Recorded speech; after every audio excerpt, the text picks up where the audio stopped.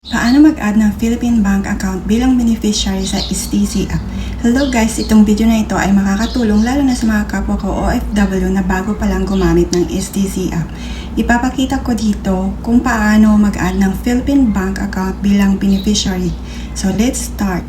Una, buksan ang STC app tapos i-click ang transfer. Next, i-click ang international transfer at lalabas ang Western Union.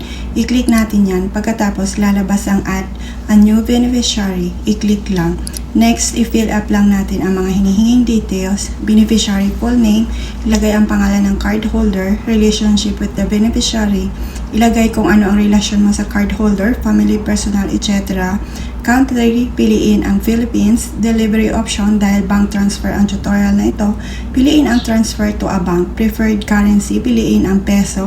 Next, ilagay ang bank name, account number. Pagkatapos, i-click ang continue. Next step, sagutan lang ang mga sumusunod na tanong. Do you know the beneficiary's nationality? Click yes, tapos ilagay ang nationality.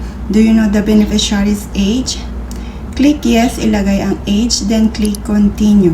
Next, makakatanggap ka ng verification code, i-enter lang ito. Pagkatapos niyan, makakatanggap ka rin ng verification code at sundan lang kung ano ang sinasabi ng caller. At yan, tapos na. And that's it guys. Don't forget to like and share para makatulong din tayo sa iba. Thank you for watching.